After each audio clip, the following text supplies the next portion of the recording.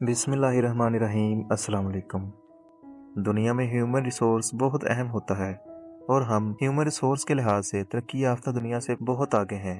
आबादी 25 करोड़ है और इसमें से 65% लोग जवान हैं और हम इसके बावजूद गरीब हैं। क्या ये वाकई हैरान कुन बात नहीं? आखिर जापान और हम में क्या फ़र्क है?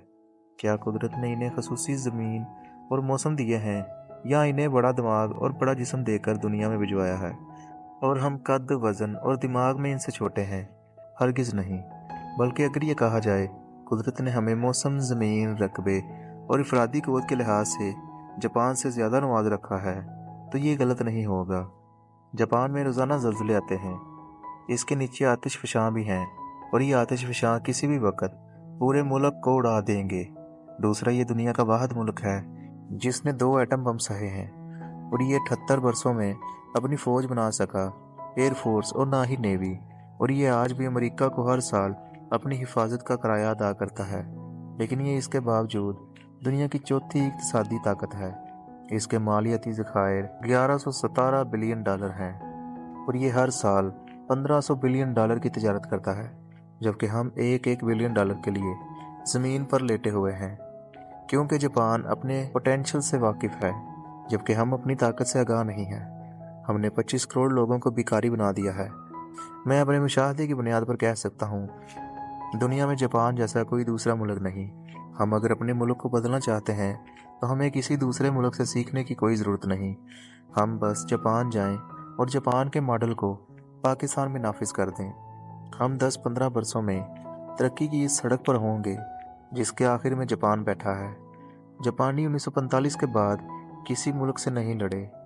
चीन और कोरिया के साथ इनके नज़रियाती और सरहदी तनाज़े हैं, लेकिन उन्होंने आज तक इनके साथ भी तजारती और सफारती तल्लुकात नहीं टूटने दिए। उनकी सरहदें उनके साथ भी खुली हैं, जबकि हम 1947 से बाहर और अंदर दोनों जगहों पर लड़ रहे हैं। हम हमसायों से भी खुश नहीं हैं और अपने आप से भी।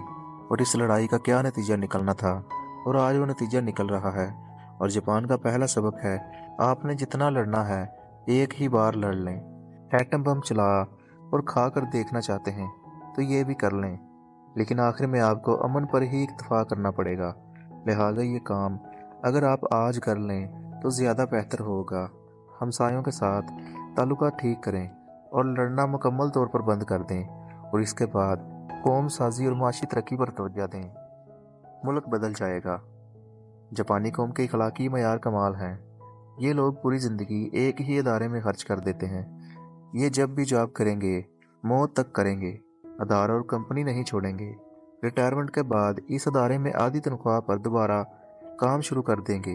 अदारा भी मुलाजमिन की वफादारी का नाजायज़ फ़ायदा नहीं उठाता। ये मौत तक इनका ख्याल रखता है। जापान में तनख्वाहों का तयन मुलाजमिन की जिम्मेदारियों के मुताबिक किया जाता है। मुलाजिम कम आ रहा है तो तनख्वाह कम होगी। ये शादीशुदा हो गया और इसके बच्चे हो गए तो अदारा खुद ब खुद इसकी तनख्वाह बढ़ा देगा। ये लोग स्किल्ड भी होते हैं। स्कूल और कॉलेज इन्हें हुनरमंद बनाकर भिजवाते हैं और इदारे इनकी महारत में मुसलसल इजाफा करते रहते हैं। पूरा मुल्क टाइम का पाबंद है। ट्रेन या बस लेट हो जाए ये मुमकिन ही नहीं।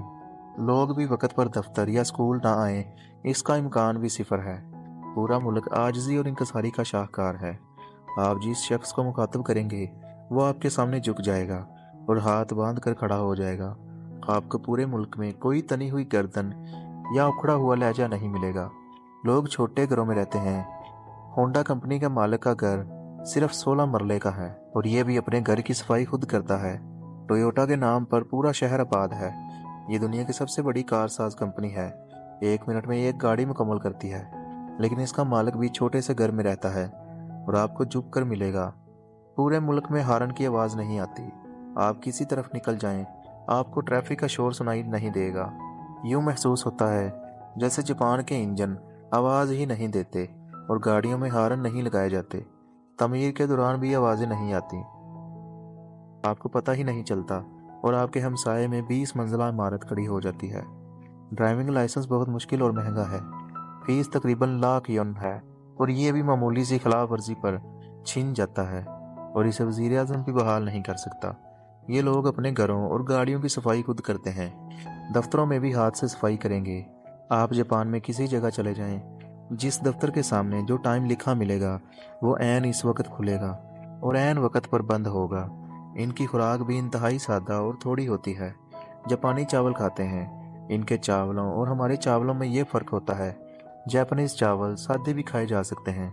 जापान में आज भी केबल नहीं है। छतों पर एंटीने लगे हैं। सिर्फ 9 टीवी चैनल हैं और ये भी सियासी कम और समाजी खबरें ज़्यादा नशर करते हैं। जापानी टीवी और सोशल मीडिया के बजाय पढ़ना ज़्यादा पसंद करते हैं। ओसाका और टोक्यो में किताबों के बाकायदा प्लाजे हैं और इनमें दुनिया जहाँ की किताबें हैं। ये बच्चों का बहुत ख्याल रखते हैं। इन्हें देखकर ट्रैफिक रुक जाती है। बच्चों के लिए लाजिम है ये जब सड़क क्रॉस करें तो अपना एक हाथ फिजा में उठा लें ताकि ड्राइवर्स को बच्चा नज़र आ जाए। ये लोग न्यू ईयर पर क्लब नहीं जाते, टेम्पल जाते हैं और दुआओं से नए साल का आगाज़ करते हैं। बुखार में आइसक्रीम खाते हैं और ठीक हो जाते हैं। ख़वातीन अपने खावंदों से बहुत वफादार होती हैं, चनांचे तलाक़ों की औसत बहुत कम है। जापानी बिजनेस फ्रेंडली भी हैं, कोई कारोबार बंद नहीं होने देते। ओसाका शहर में हुकूमत ने समुद्र के किनारे 15 किलोमीटर का इलाका 3 बड़े बिजनेस ग्रुप्स को अलाट कर दिया था। इन तीनों ने मिलकर वहाँ नया शहर आबाद कर दिया। यह इलाका सांगिया कहलाता है। इसका मतलब 3 होता है। ये गलती अगर पाकिस्तान में हो गई होती तो आज तीनों खानदान इजाज़त देने वालों के साथ जेलों में होते और पूरा मुल्क इन्हें गालियां दे रहा होता। जबकि जापान में ऐसे लोगों को मुहसिन समझा जाता है और इन्हें अवार्ड्स दिए जाते हैं। लिहाजा मेरा मशवरा है, आप सिर्फ जापान को कॉपी करें, हम भी पार लग जाएंगे, वरना इसी तरह दायरे में सफ़र करते करते ख़त्म हो जाएंगे।